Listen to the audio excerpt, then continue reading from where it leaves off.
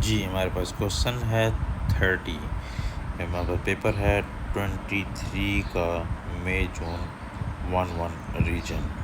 इसमें देखिए हमारे पास एक पोटेंशियल डिवाइडर दिया गया। पोटेंशियल डिवाइडर कब होता है? सीरीज सर्किट को पोटेंशियल डिवाइडर कहते हैं, क्योंकि इसमें वोल्टेज डिवाइड होता है, करंट सेम रहता है।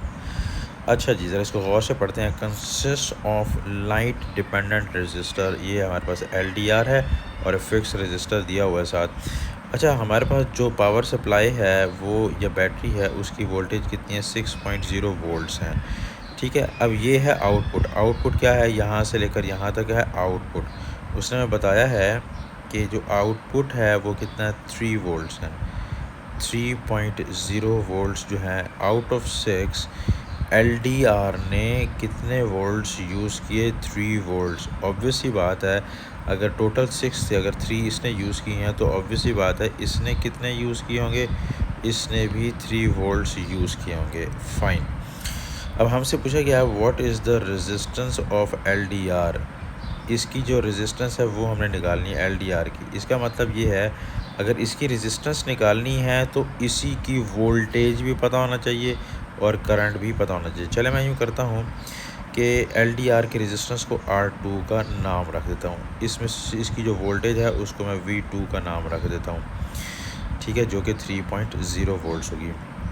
अब मसला ये है कि अगर मैं क्या करता हूँ, रेजिस्टेंस निकालता हूँ तो हमें पता है V2 ओवर I मैंने 1 2 नहीं रखा, क्योंकि जो करंट बैटरी से निकलेगा वो हर जगह सेम रहेगा। तो अगर मुझे इसकी रेजिस्टेंस निकालनी है LDR की, तो इसी की वोल्टेज पता होना चाहिए, इसी का करंट पता होना चाहिए। इसकी वोल्टेज तो पता है हमें कितनी है, 3.0 वोल्ट्स है। करंट का हमें पता नहीं है।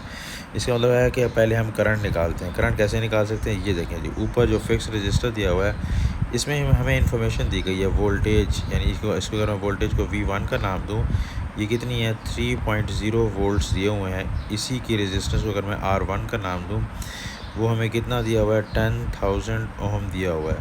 तो मैं क्या कर सकता हूँ, वोल्टेज और रेजिस्टेंस को इस्तेमाल करके इससे पास होने वाला करंट निकाल सकता हूँ।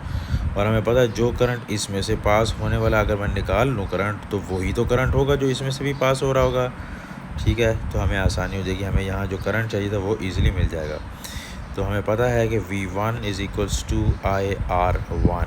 यहाँ से अब क्या करें, I इज़ इक्वल्स टू क्या आ जाएगा? V1 over R1। V1 कितना हुआ? 3.0। R1 कितना हुआ हमारे पास? 10,000 ओम। ठीक हो गया। अब यहाँ से इसको डिवाइड करें तो हमारे पास जो करंट आ जाएगा उसकी वैल्यू जो होगी वो 0.0003 एम्पियर्स आ जाएगी। ठीक हो गया। ये हमारे पास क्या आ गया? करंट आ गया। इसका मतलब यही करंट मैं अब यहाँ पर इस्तेमाल कर सकता हूँ, यानी ये जो करंट निकाला है सीरीज सर्किट है, सीरीज सर्किट में करंट सेम रहता है, तो यही करंट की वैल्यू मैं यहाँ पर इस्तेमाल कर सकता हूँ। तो यहाँ पर क्या आ जाएगा? 0.000 और ये आ गया 3। ठीक हो गया। तो हम यहाँ पर देखें, इसको डिवाइड करें तो R2 की वैल्यू हमारे पास आ जाएगी 10,000 ओम। देखते हैं कौन सा ऑप्शन हमें सूट कर रहा है। यस, सी पार्ट जो है, C option is the correct option.